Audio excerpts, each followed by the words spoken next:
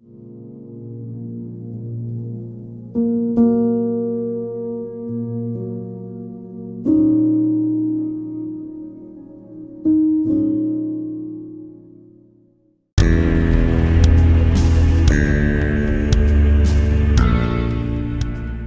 pense que vous l'aurez compris, la musique dans une narration est très importante pour moi. Et pour la menace d'Asgard, j'ai mis les petits plats dans les grands et on n'a pas moins de 3 compositions personnelles. Mais à la base, il ne devait y en avoir que 2. Il y a donc celle de l'opening, la musique rock qui est la musique thème, la symphonie, la musique de l'opening, pardon. C'est un cadeau de Pakex, mon collaborateur, le musicien donc, des épisodes LPF. Je lui en avais commandé que 2, la musique rock et la symphonie. Et il a été inspiré, notamment par les inondations qui ont eu lieu l'été dernier. C'est à cette époque-là qu'on est en train de préparer notre collaboration. Et il m'a dit, tiens, écoute, voilà, c'est une petite musique douce, mélancolique. L'idée m'est venue comme ça, je crois qu'il a fait ça d'un seul jet en plus, enfin, ça il faudra lui demander les détails.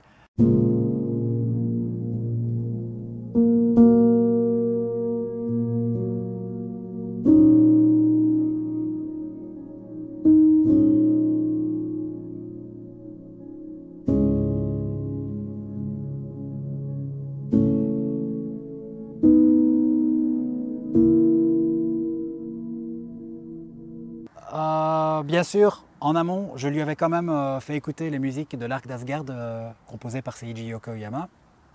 Chose que je fais toujours. Pour chaque arc, je lui donne des directives. Et par exemple pour les Galaxian Wars, pour le groupe Galaxian Knights, les bronzes mineurs, je lui avais fait écouter des musiques rock FM des années 80 comme Def Leppard, Van Halen, Bon Jovi, pour qu'il s'en inspire afin de composer le morceau hard rock que vous avez entendu donc. Et ici, je voulais donc qu'on reste forcément sur la thématique d'Asgard. Et donc ce morceau-là, je l'ai trouvé nickel. J'ai tout de suite, plus ou moins tout de suite entendu ou vu, si vous voulez, ce que j'allais en faire. Et les 2 autres, je n'ai aucune formation musicale, vous le savez, et ça doit s'entendre car les mélodies sont très simples, mais voilà. J'ai rêvé de 2 mélodies que je voulais utiliser pour Asgard. Je me suis tellement impliqué dans cet arc, mon arc de cœur, que j'ai donc eu, oui, en rêve, je vous jure, 2 bouts de lignes mélodiques qui pourraient servir de mélodie de tête à un refrain.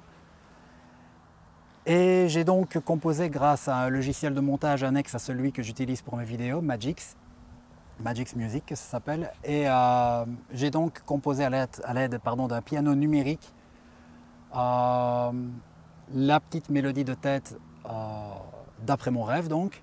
J'y ai ajouté une petite rythmique et je vais donc vous faire écouter les démos de ce que j'ai envoyé à Pakex et que lui a mis en forme. Donc là, on va écouter ensemble la partie rock, la menace.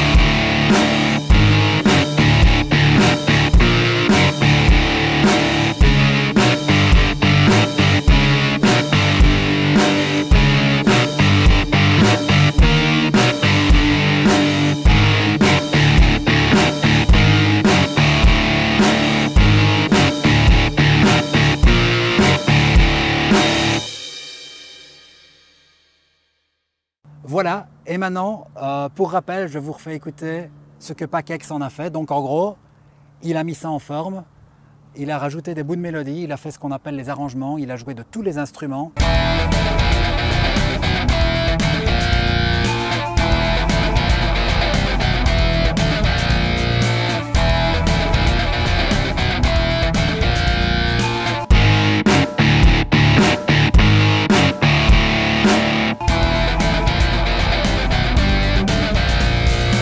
Et c'est là qu'on entend que, quand vous voyez dans les livrets de vos disques écrit et composé par...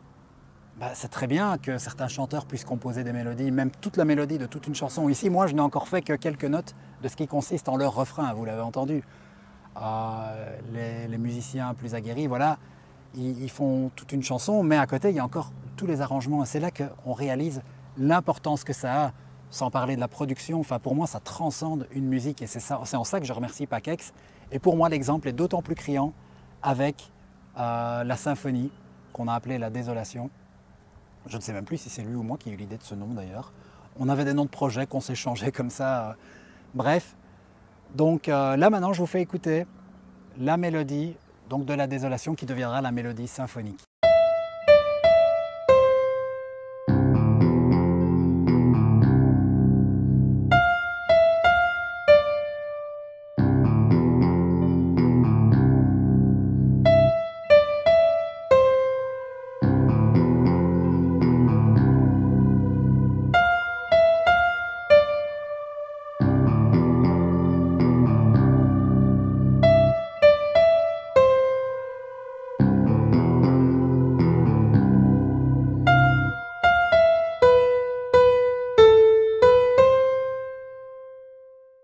Voilà, maintenant, alors oui, il faut savoir, là il n'y a pas de symphonie, c'est juste une mélodie très calme que vous venez d'entendre, que j'ai rejouée entre guillemets au piano, même si pour rappel c'est totalement numérique, hein, c'était les touches de mon clavier, et puis avec le mixage j'assemblais le tout, parce que je ne jouais même pas tout d'une traite, enfin ou je l'ai fait une fois je crois, mais peu importe.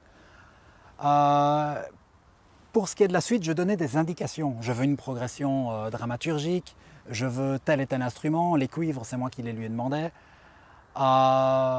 Et il a pris pas mal de liberté. D'ailleurs, toutes les autres lignes mélodiques viennent de lui. Il doit être vraiment il doit être crédité comme co-compositeur. Je vais y arriver. Oui, c'est Miss V. D'ailleurs, je crédite Miss V là, en parlant de crédit qui me filme en ce moment. Vous l'entendez peut-être rigoler. C'est pas grave, c'est un making-of. Sur un making-of, on s'en fout un peu. Hein. Les épisodes LPF, ils sont très cadenassés, papier à musique. Mais là, bon, voilà. Et donc pour rappel de ce petit bout de mélodie, voilà ce que Pacex en a fait.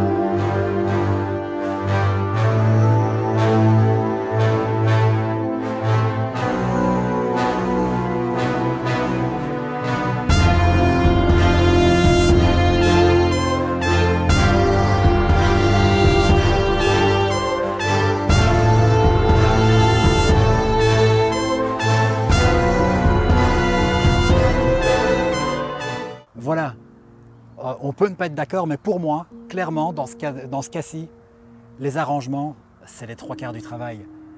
D'autant que, comme je l'ai précisé, il a rajouté des bouts de mélodie. Donc encore une fois, Pacex, 1000 fois merci à toi. Sans toi, et ça vaut aussi pour les comédiens, on y viendra plus tard dans la vidéo, l'arc n'aurait pas du tout eu la même gueule, ça n'aurait pas été pareil. Voilà aussi en quoi Asgard est vraiment quelque chose de particulier.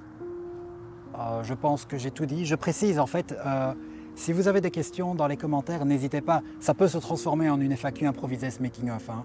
C'est la dernière fois qu'on est sur du LPF sur la chaîne, donc profitons-en. Maintenant, on va passer à la partie tournage mise en scène. Vous allez voir, c'est vrai qu'il y a un timer pour chaque dans le descriptif, mais les deux vont un peu se chevaucher, vous allez comprendre pourquoi. A tout de suite les amis, on se retrouve donc dans mon bureau, qui est à considérer comme un studio, où je fais un peu tout en fait. A tout de suite.